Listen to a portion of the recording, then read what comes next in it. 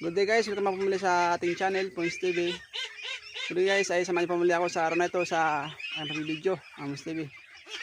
Ngayon po, hindi po tayo magpapakain ng sinatad na katawan ng saging, mga Pons TV, sa ating alagang itik.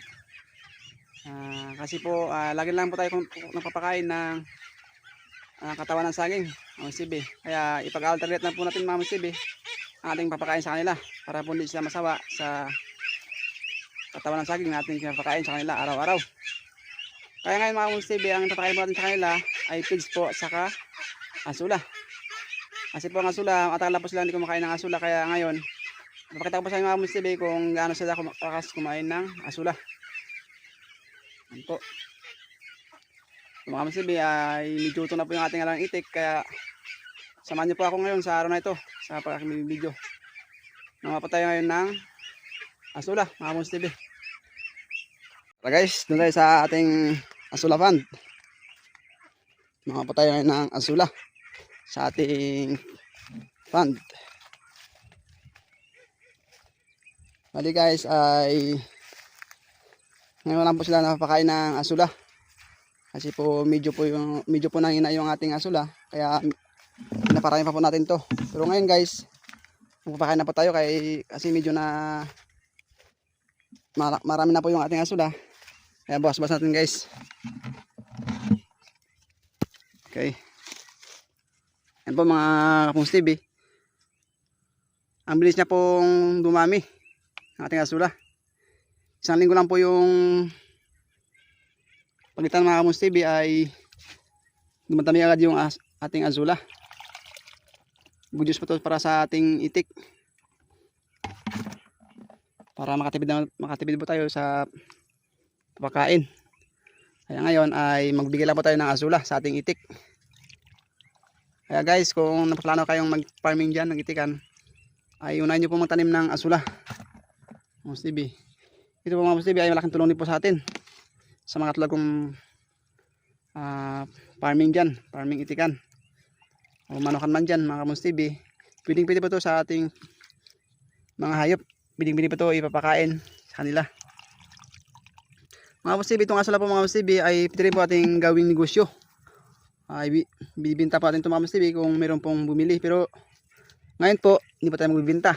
Ay magpapakain lang po tayo ng ating alagang itik.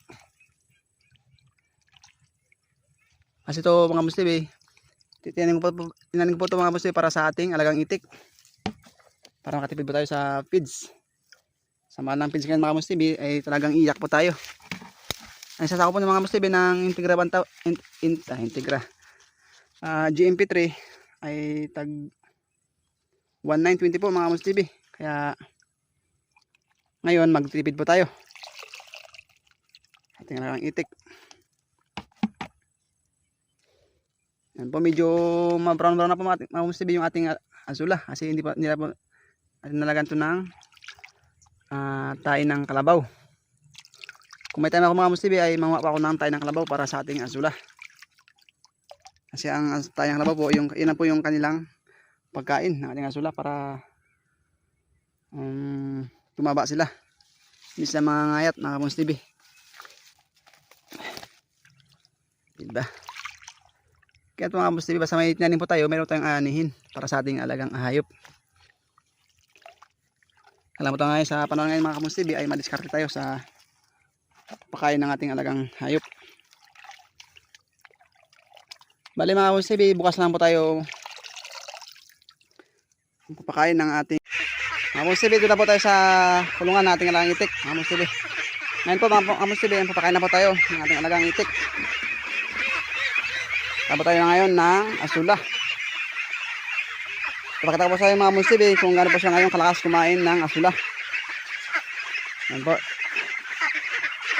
mga Pons TV. O di ba mga Pons TV? Ganun po lakas kumain yung ating alagang itik ng asula.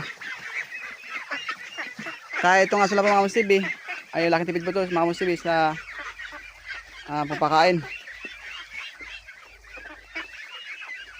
Masusansali po ito mga Pons TV yung asula.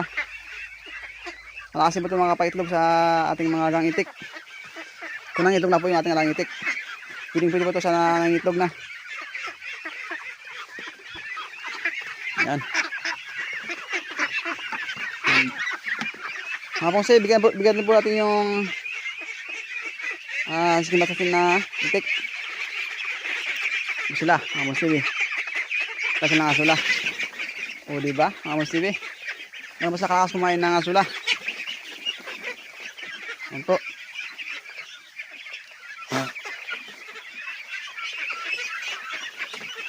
So mga pongse, hanggang lang po yung aking video. Kung nagustuhan niyo po yung aking video, hiningi ko po ang inyong pag-subscribe sa aking channel. Kung may mga comment pa po kayo, ay mag-comment lang po kayo sa ating comment section. Ngayon po, yan po mga pongse, yung itik. Meron po sa kalakas kumain ng asula. Yan po. Ngayon yung ating video sa araw na ito. Yan po mga pongse. God-bless po sa lahat.